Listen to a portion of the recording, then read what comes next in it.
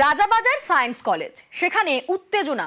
কারণ রাজাবাজার সায়েন্স কলেজের হস্টেলে চুরি, হস্টেল রুমে ঘাপটি দিয়ে বসে চোর। নজরে আসতেই চোরকে ধরার চেষ্টা ছাত্রীর, কিন্তু পড়ুয়ার টাকা মোবাইল নিয়ে চম্পট চোরের। আমাদের সঙ্গে এই মুহূর্তে সরাসরি রয়েছেন প্রতিনিধি সুদীপ্ত। সুদীপ্ত, সেখানে একটা হস্টেল, তার মধ্যে সেখানে পড়ুয়ারা থাকেন, সেখানে চোর কিভাবে ঢুকলো? নিরাপত্তায় কি কেউ ছিল না?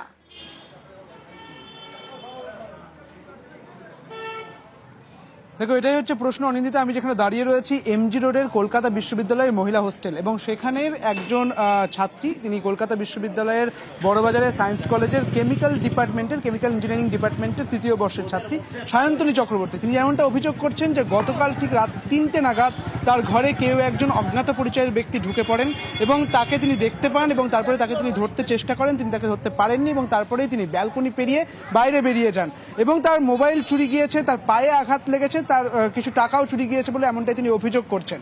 বেলা ঠিক 12:30 নাগাদ, অর্থাৎ গতকাল 3টের পর 12:30 নাগাদ, এতক্ষণ পর, এতটা দেরি হয়ে যাওয়ার পরে তারপরে আমাস্ট্রিট থানার পুলিশ আসে। এবং যেটা নিরাপত্তার যে প্রশ্নটা উঠছে, তাহলে কি এখানে নিরাপত্তা নেই, নিরাপত্তা রক্ষী কি নেই?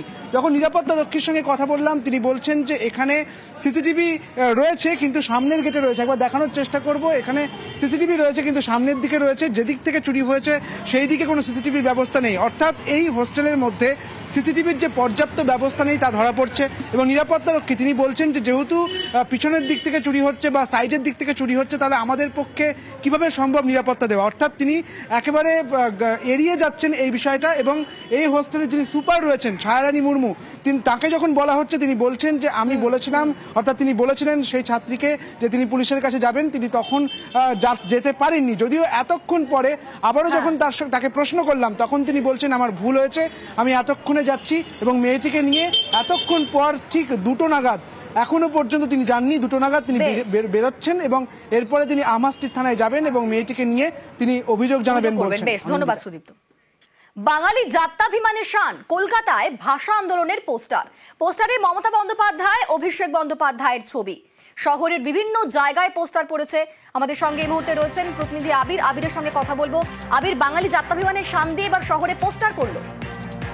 গোটা রাজ্য জুড়েই তো তৃণমূল কংগ্রেসের তরফ থেকে ভাষা আন্দোলন শুরু করা হয়েছে, এবং কলকাতা ছাড়াও বোলপুর, ঝাড়গ্রাম, এই সমস্ত জায়গাতে মিছিল পর্যন্ত হয়েছে। এমনকি তৃণমূল কংগ্রেসের বার্ষিক বৃহত্তম রাজনৈতিক সমাবেশ 21শে জুলাই থেকে ভাষা আন্দোলনের ডাক দেওয়া হয়েছে। কিন্তু কোথাওই রাজ্যের কোথাও এবং কলকাতাতেও এই ধরনের ভাষা আন্দোলন নিয়ে পোস্টার দেখতে পাওয়া যায়নি। এবং একেবারেই দেখতে পাওয়া যাচ্ছে যে সেন্ট্রাল এভিনিউ সহ উত্তর কলকাতা, মধ্য কলকাতার একাধিক জায়গাতেই পোস্টার রয়েছে, এবং সেখানে মমতা বন্দ্যোপাধ্যায়, অভিষেক বন্দ্যোপাধ্যায়ের ছবি দিয়ে ভাষা আন্দোলনের কথা উল্লেখিত। এটা ঠিক যে বাঙালির ব্যস্তাভিমান এবং বাঙালি সংস্কৃতির বিষয়কে তৃণমূল কংগ্রেস পুরোদস্তুর সামনে নিয়ে আসছে, এবং প্রত্যেক দিনই বিভিন্ন জায়গাতে যেভাবে পরিযায়ী শ্রমিক বা বাংলা ভাষায় কথা বলার জন্য মানুষজন ভিন রাজ্যে আক্রান্ত হচ্ছেন, বারবার যে অভিযোগ তৃণমূল কংগ্রেস তুলছে, এবং বহু ক্ষেত্রে দেখতে পাওয়া গিয়েছে বহুজনকে অন্যত্র পাঠানো হয়েছিল, তাদেরকে ফিরিয়ে আনার যে ব্যবস্থা করা হয়েছে, তার প্রেক্ষিতে দাঁড়িয়ে দেখতে পাওয়া গেছে যে রাজনৈতিকভাবে তৃণমূল কংগ্রেসের ভাষা আন্দোলনকে হাতিয়ার করছে, এবং সে কারণেই এই পোস্টারের যে গুরুত্ব সেটা দেখা যাচ্ছে। তৃণমূল সূত্রের খবর, রাজ্যের বিভিন্ন জায়গাতেই তারা এই ভাষা আন্দোলনকে ঘিরে তাদের আন্দোলনকে আরো বেশি তারা সামনে নিয়ে আসতে চায়, এবং এই ইস্যুটি তারা বিধানসভা নির্বাচনের আগে পর্যন্ত বিজেপিকে আক্রমণ শানাতে যায়। সেদিক থেকে দেখতে গেলে শহরের বুকে ভাষা আন্দোলনের এই পোস্টার অত্যন্ত রাজনৈতিক দিক থেকেও তাৎপর্যপূর্ণ। বেশ। হাবড়ায় ফুটবলের মাঠে আছাড় জ্যোতিপ্রিয় মল্লিকের। দেখুন, খেলতে গিয়ে পড়ে গেলেন জ্যোতিপ্রিয় মল্লিক। খেলা দিবসে মাঠে আছাড় জ্যোতিপ্রিয় মল্লিকের, সেই ছবি দেখাচ্ছি আপনাদের এই মুহূর্তে।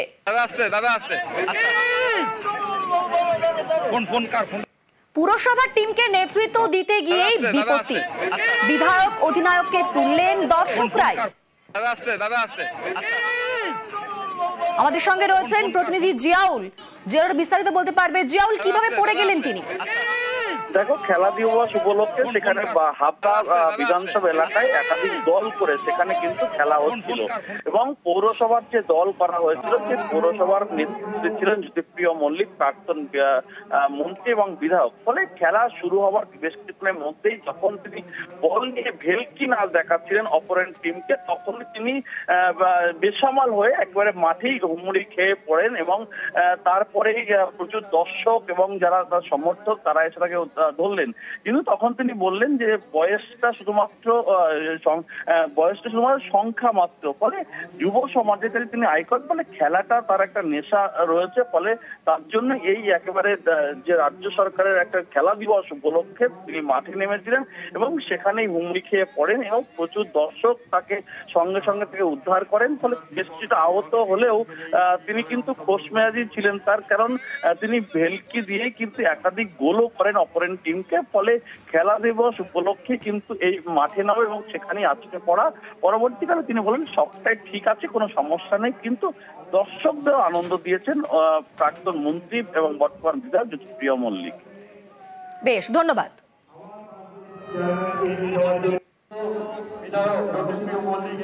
দাদা আসতে ফোন কার দাদা আসতে দাদা আসতে ফোন কার ফোন দাদা আসতে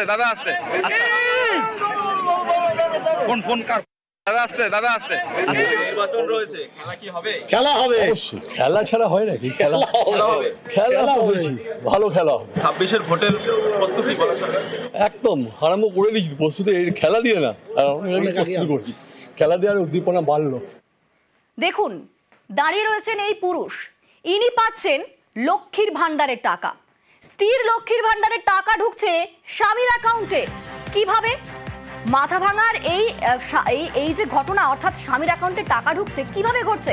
আমাদের সঙ্গে রয়েছেন প্রতিনিধি রাজেশ, কি খবর পাচ্ছি এই বিষয়ে? দেখো, মাথাভাঙা 1 ব্লকের পচাকর গ্রাম পঞ্চায়েত এলাকার ওই বাসিন্দা, তিনি যেটা জানিয়েছেন যে তার অ্যাকাউন্টে লক্ষ্মীর ভান্ডারের টাকা ঢুকছে। তিনি ব্যাংকে গিয়ে যখন পাসবুক আপডেট করেন তখন দেখতে পান। তবে তার যেটা দাবি, তার স্ত্রী লক্ষ্মীর ভান্ডারের জন্য আবেদন করেছিল। তিনি পুরুষ, তিনি কখনোই লক্ষ্মীর ভান্ডারের জন্য আবেদন করেননি। তা মহিলাদের পাওয়ার কথা তার অ্যাকাউন্টে ঢুকছে, এই বিষয়টি শোনার পর তিনি ব্লক প্রশাসনের সঙ্গে যোগাযোগ করেছিলেন, একাধিকবার গিয়েছিলেন বলে তার দাবি, এবং তার এই সমস্যার সমাধান হয়নি। তবে আমরা যখন বিডিওর সঙ্গে কথা বলি, উনি যেটা জানিয়েছেন যে উনি আবেদন করেছেন কিনা সেটি খতিয়ে দেখে প্রয়োজনীয় ব্যবস্থা গ্রহণ করা হবে।